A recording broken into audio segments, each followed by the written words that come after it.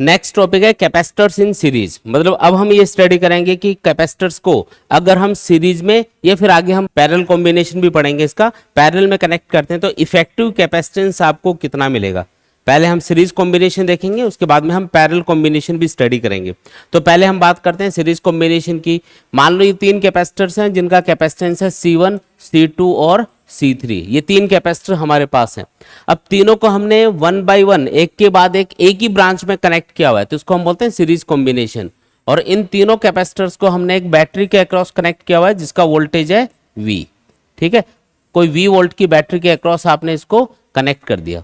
अच्छा जी, अब क्या प्रोसेस होगी इसके अंदर, कैसे ये चार्ज होंगे, पहले वो समझो। सबसे पहले क्या होगा, इधर से क्योंकि ये पॉजिटिव टर्मिनल है, ये हाई पोटेंशियल पे है और ये वाली जो प्लेट है इसका पोटेंशियल 0 है, तो हाई पोटेंशियल से लो पोटेंशियल की तरफ चार्ज फ्लो होना स्टार्ट हो जाएगा। मान लो इधर से चार्ज चला Q और वो यहाँ पे फर्स्ट प्लेट के ऊपर आके स्टोर हो गया। जितनी इसकी कैपेसिटी उसके अकॉर्डिंग इसने Q चार्ज स्टोर कर लिया, तो इसके ऊपर आ गया प्लस Q चार्ज। और जैसे इसके ऊपर प्लस Q चार्ज आएगा, ये जो सेकंड प्लेट है जो इसके पास में रखी है ये इससे दूर है थोड़ी सी, जैसे ये पहली प्लेट है ये दूसरी प्लेट है, तो इनके बीच में या तो इंसुलेटर होता है जिसको डाइलेक्ट्रिक बोलते हैं, या फिर एयर होती है। एयर के अंदर भी करंट फ्लो नहीं हो सकता और डाइलेक्ट्रिक के अंदर भी करंट फ्लो नहीं हो सकता या चार्ज फ्लो नहीं हो सकता। इसका मतलब इस प्लेट का चार्ज इस पे तो नहीं आएगा दूसरी वाली प्लेट के ऊपर, लेकिन क्योंकि ये पॉजिटिव चार्ज है ये इस दूसरी प्लेट के फ्री इलेक्ट्रॉन्स को अपनी तरफ अट्रैक्ट करेगा, तो इसमें जितने भी फ्री इलेक्ट्रॉन है वो सारे के सारे अट्रैक्ट होकर इधर आ जाएंगे। तो इसके ऊपर कौन सा चार्ज आया, -Q। और इधर वाली सरफेस पे, पिच वाली सरफेस पे इतना ही पॉजिटिव चार्ज भी आएगा।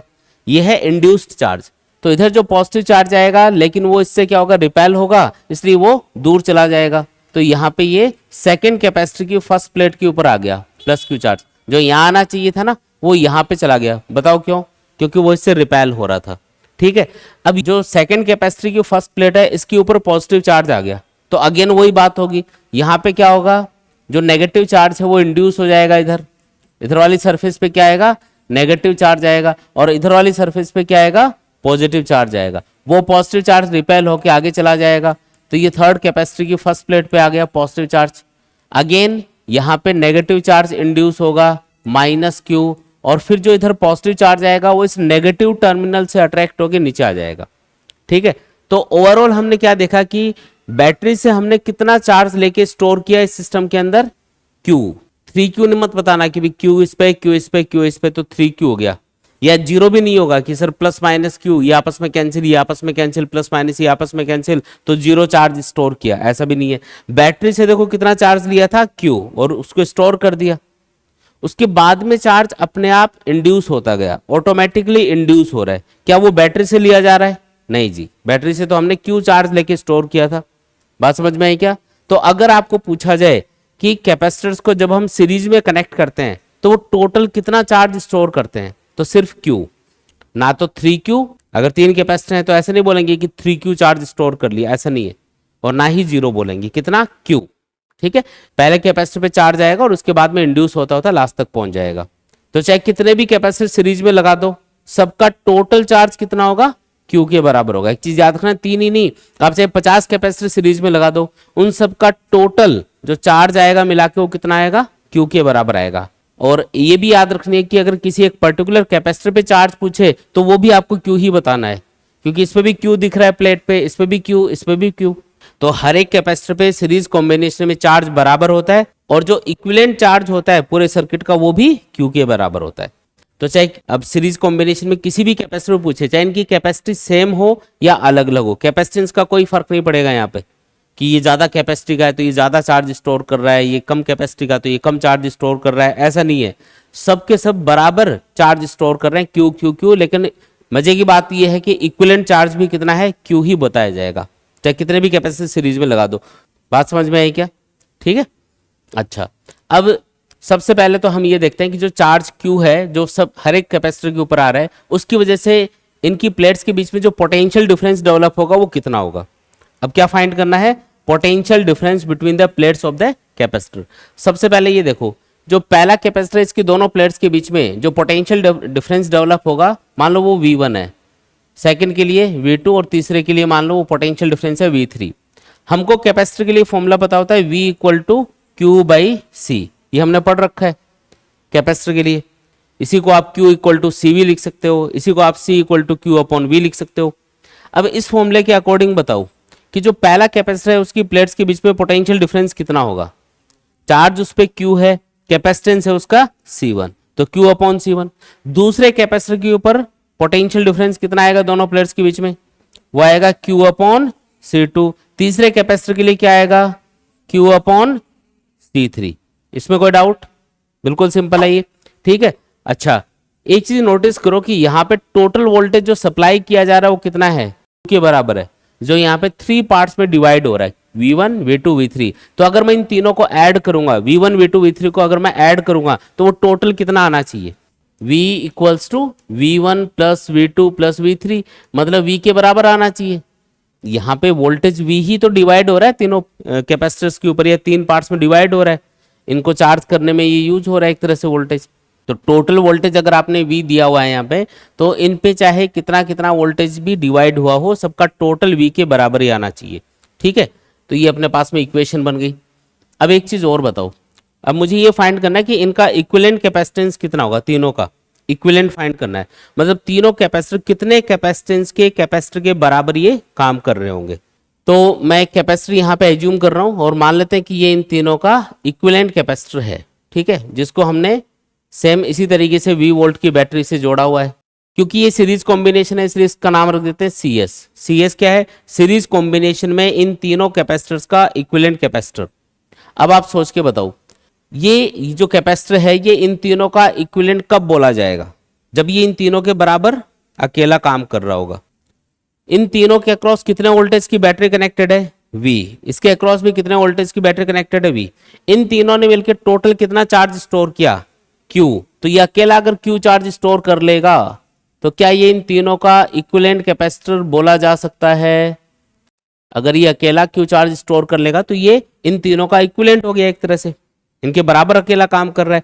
V वोल्टेज जो V वोल्ट की बैटरी है उससे इन तीनों ने मिलकर Q चार्ज स्टोर किया, तो ये अकेला भी Q चार्ज स्टोर कर पा रहा है, तो ये इन तीनों का इक्विवेलेंट है। तो इसके लिए अगर मैं लिखूं V इक्वल टू, तो मुझे क्या लिखना होगा, V equal to Q upon CS लिखेंगे, ये लिखेंगे। अच्छा जी, अब एक चीज और बताओ, यहाँ पे टोटल वोल्टेज है V जो कि 3 पार्ट्स में डिवाइड हो रहा है यहाँ पे सीरीज कॉम्बिनेशन में। सीरीज कॉम्बिनेशन में खास बात क्या है कि हर एक कैपेसिटर पे चार्ज बराबर होता है, लेकिन इनकी कैपेसिटी के अकॉर्डिंग जो पोटेंशियल डिफरेंस होता है वो अलग अलग होता है, ठीक है। और तीनों मतलब जितने भी कैपेसिटर सीरीज में लगेंगे, 3 हो या ज्यादा हो, सबका जो टोटल पोटेंशियल डिफरेंस आएगा V1 V2 V3 वो मिला के क्या आएगा, अप्लाइड वोल्टेज के बराबर आएगा। तो अब मैं इस इक्वेशन में जो हमने अभी लिखी थी V equal to V1 plus V2 plus V3, इसमें मैं सब वैल्यूज पुट कर रहा हूँ। V1 V2 V3 यहाँ से पुट करेंगे और V यहाँ से पुट करेंगे, तो क्या बन जाएगा, V इक्वल टू क्या लिखेंगे, Q बाई CS, इधर क्या लिखेंगे Q बाई C1, इधर क्या लिखना है Q बाई C2 और Q बाई C3 लिखेंगे। देखो Q दोनों साइड में उड़ा दो तो क्या बचा, 1 upon CS equal to 1 by C1 plus 1 by C2 plus 1 by C3। ये आ गया अपने पास में फाइनल आंसर, और इसी को हम बोलते हैं equivalent capacitance in series combination. इससे पहले तो आएगा 1 बाई CS सॉल्व करने पे, उसका उल्टा करना है लेकिन लास्ट में। जैसे फॉर एग्जांपल 1, 2 और 3 माइक्रोफेरेड के 3 कैपेसिटर आपके पास हैं, कितने कितने 1, 2 और 3, उनका इक्विवेलेंट कितना आएगा वो फाइंड करके देखते हैं।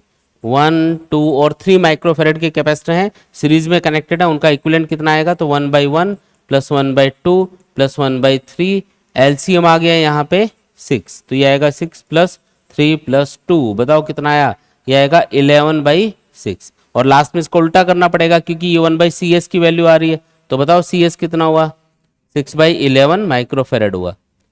एक चीज नोटिस करो कि यहाँ पे सीरीज कॉम्बिनेशन में जो सबसे छोटे वाला कैपेसिटर हमने लगा रखा था वो कौन सा था, 1 माइक्रोफेरेड का था, और जो इक्विवेलेंट आ रहा है इन तीनों को जोड़ने पे जो टोटल आ रहा है वो 1 से भी कम आ रहा है, 6 बाई 11 आ रहा है जो 1 से भी कम है। इसका मतलब सीरीज कॉम्बिनेशन में अगर आप कैपेसिटर्स को कनेक्ट करोगे तो उससे इक्विवेलेंट कैपेसिटेंस इंक्रीज होगा या डिक्रीज होगा, डिक्रीज होगा, कम हो जाएगा। इक्विवेलेंट कैपेसिटेंस क्या होगा, डिक्रीज होगा, कम होगा। तो अल्टीमेटली हमने ये समझा कि जब भी कैपेसिटर्स को सीरीज कॉम्बिनेशन में कनेक्ट करेंगे तो हर एक कैपेसिटर पे चार्ज बराबर होगा, इक्विवेलेंट चार्ज भी उसी के बराबर होगा, और जो पोटेंशियल डिफरेंस है कैपेसिटर की प्लेट्स के बीच में वो डिफरेंट होगा अकॉर्डिंग टू कैपेसिटी, और जो इक्विवेलेंट कैपेसिटेंस है वो डिक्रीज हो जाएगा। जितने भी कैपेसिटी के कैपेसिटर्स आप लगाओगे सीरीज में, उनमें से जो सबसे छोटे वाला कैपेसिटर है इक्विवेलेंट कैपेसिटेंस उससे भी कम ही आएगा। नेक्स्ट है इसके बाद में पैरेलल कॉम्बिनेशन। कौन सा कॉम्बिनेशन? Parallel combination. चलो देखते हैं। अब मान लो कि ये 3 कैपेसिटर हैं और इनका कैपेसिटेंस है C1, C2 और C3। तीनों को हमने पैरेलल में कनेक्ट किया हुआ है। किसके अक्रॉस? किसी V वोल्ट की बैटरी के अक्रॉस कनेक्ट किया हुआ है। ये कोई V वोल्ट की बैटरी है जिसके अक्रॉस हमने क्या किया, इस पैरेलल कॉम्बिनेशन को कनेक्ट कर दिया। अब हमें ये फाइंड करना है कि ये कितना कितना चार्ज स्टोर करेंगे, कितना कितना इनकी प्लेट्स के बीच में पोटेंशियल डिफरेंस होगा और इक्विवेलेंट कैपेसिटेंस कितना आएगा। ठीक है, एक चीज नोटिस करो कि हर एक जो कैपेसिटर है वो इन 2 पॉइंट्स के बीच में कनेक्टेड है, A और B, और ये बैटरी भी इन्हीं दोनों पॉइंट्स के बीच में कनेक्टेड है ना। बैटरी भी देखो A और B के बीच में कनेक्टेड है, और हर एक कैपेसिटर भी, चाहे ये वाला कैपेसिटर ले लो, ये A और B के बीच में, ये भी A और B के बीच में, और ये भी A और B के बीच में। अगर हर एक कैपेसिटर पॉइंट A और B के बीच में कनेक्टेड है तो इन दोनों पॉइंट्स के बीच में जितना पोटेंशियल डिफरेंस होगा जो ये बैटरी प्रोड्यूस करेगी, उतना ही पोटेंशियल डिफरेंस हर एक कैपेसिटर की प्लेट्स के बीच में डेवलप होगा। क्योंकि आपको बताया था कैपेसिटर हमेशा उतने ही वोल्टेज तक चार्ज होता है जितने वोल्टेज की बैटरी उसके अक्रॉस कनेक्ट की जाती है। तो हर एक कैपेसिटर के अक्रॉस अगर आप ध्यान से देखोगे तो बैटरी डायरेक्टली कनेक्टेड है ना, ऐसे ये देखो। तो इसका मतलब हर एक जो कैपेसिटर है उसको वोल्टेज कितना मिलेगा, V। तो हर एक कैपेसिटर V वोल्टेज तक चार्ज होगा। जैसे सीरीज कॉम्बिनेशन जब भी हम स्टडी करते हैं ना कैपेसिटर्स का, तो उसमें हम क्या देखते हैं कि चार्ज सब पे बराबर होता है और पोटेंशियल डिफरेंस अलग अलग होता है according to capacitance of the capacitor. हाँ, वो अलग बात है कि अगर हर एक कैपेसिटर का कैपेसिटेंस सीरीज कॉम्बिनेशन में इक्वल है तो फिर वोल्टेज बराबर बराबर रहेगा, क्योंकि टोटल वोल्टेज इक्वली डिवाइड हो जाएगा फिर उनमें। लेकिन पैरेलल कॉम्बिनेशन में चाहे कैपेसिटेंस इक्वल हो चाहे कैपेसिटेंस अलग अलग हो, इन सब के अक्रॉस जो पोटेंशियल डिफरेंस है ये अप्लाइड वोल्टेज के बराबर ही रहेगा। जितना वोल्टेज इनके अक्रॉस लगेगा उतने ही वोल्टेज तक ये चार्ज होंगे। ठीक है, लेकिन सबकी कैपेसिटी अलग अलग है, इसकी C1, इसकी C2, इसको C3। तो यहां से जो Q चार्ज चलेगा अब, जो कि यहाँ पे इन कैपेसिटर वाले सिस्टम के अंदर स्टोर होगा, यहां से मान लो Q चार्ज चला। अब इस Q चार्ज के पास में देखो इस पॉइंट पे 3 रास्ते हैं, है ना। तो तीनों कैपेसिटर पे अलग अलग चार्ज जाएगा, अलग अलग चार्ज यहाँ पे डिवाइड हो जाएगा। टोटल चार्ज यहाँ पे Q पहुंचा। अब इनमें से जिस कैपेसिटर का कैपेसिटेंस ज्यादा है, जिसकी कैपेसिटी ज्यादा चार्ज को स्टोर करने की है, उसके ऊपर ज्यादा चार्ज स्टोर होगा। तो मान लो कि इसकी कैपेसिटी ज्यादा है तो इसके ऊपर ज्यादा चार्ज आएगा। मान लो ये चार्ज आ गया Q1, इसकी कैपेसिटी थोड़ी कम है तो इसके ऊपर कम चार्ज आएगा Q2, इसकी और कम है मान लो तो इसमें और कम आएगा Q3। तो चार्ज यहाँ पे डिवाइड हो गया। टोटल चार्ज उतना ही है, Q1 plus Q2 plus Q3 Q के बराबर ही है, लेकिन क्योंकि कैपेसिटी अलग अलग है ना कैपेसिटर्स की, तो यहाँ पे जो चार्ज होगा वो उसी हिसाब से डिवाइड हो जाएगा। तो हम लिख देते हैं कि यहाँ पे हमने ये समझा कि टोटल चार्ज किसके बराबर है, Q1 plus Q2 plus Q3 के बराबर है। ठीक है, आया समझ में? अच्छा जी, तो अब ये भी देख लेते हैं कि Q1 कितना होगा, Q2 कितना होगा और Q3 कितना होगा। तो Q इक्वल टू क्या होता है, फॉर्मूला होता है Q इक्वल टू CV। इस फॉर्मूले को अप्लाई करेंगे और इसके अकॉर्डिंग बताओ Q1 क्या लिखूं। तो कैपेसिटेंस है C1, वोल्टेज है V, तो C1 इंटू V। Q2 कितना लिखूं, C2 इंटू V, और Q3 कितना लिखूं, C3 इंटू V लिख देंगे। कितना आसान है।